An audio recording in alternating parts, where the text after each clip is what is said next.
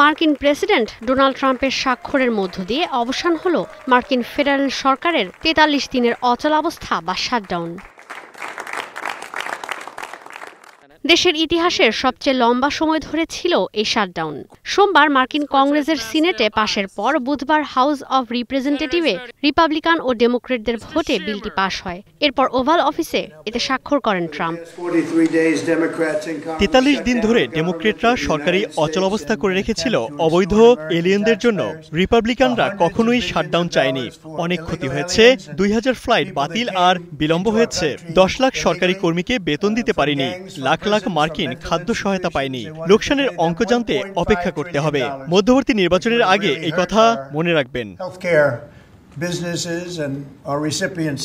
ভোটাভুটির সময় রিপাবলিকানদের হ্যাঁ এর পক্ষে ভোট দেন ৬ জন ডেমোক্রেট সদস্য। প্রায় ১.৫ মাসের এই অচলাবস্থায় সরকারি অনেক প্রতিষ্ঠানের কর্মীরা কাজ করেছেন বিনা বেতনে। কেন্দ্রীয় সরকারের বিভিন্ন প্রকল্প, সংস্থা ও প্রতিষ্ঠানের কার্যক্রম স্থবির হয়েছিল। যদিও বিলের পক্ষে ভোট দেওয়ার পর মার্কিন রাজনীতিবিদ হাকিম জেফরিস বলেন, দেশের মানুষের স্বাস্থ্যসেবা সুরক্ষার চেষ্টা চালিয়ে যাবে ডেমোক্রেটরা। Of passing legislation that does not address the Republican healthcare crisis by extending the Affordable Care Act tax credits, but the fight is getting ready to shift back to the House. বিলে স্বাক্ষর হলেও অচলাবস্থার শেষে পরিস্থিতি স্বাভাবিক হতে সময় লাগবে আরও বেশ কিছুদিন। বিমানের যাত্রীরা এখনও শাটডাউনের কারণে বিমানবন্দরে ভোগান্তিতে পড়ছেন। বুধবারও বাতিল হয়েছে ৯ শতাধিক ফ্লাইট। যদিও বিল অনুযায়ী ছাঁটাই করা সব কর্মীকে চাকরিতে পুনর্বহাল করা হবে, বকেয়া সব বেতন পরিশোধ করা হবে। এই তহবিল দিয়ে কেন্দ্রীয় সরকার অর্থায়ন করবে আগামী ৩০ জানুয়ারি পর্যন্ত।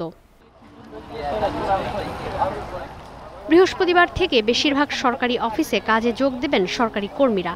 প্রায় ৭ লাখ কর্মী পুনরায় যোগ দেবেন কাজে। ক্ষতিপূরণ না পেলেও পাবেন বেতন। সেই সঙ্গে কাজে যোগ দেবেন ৬০,০০০ এয়ার ট্রাফিক কন্ট্রোলার।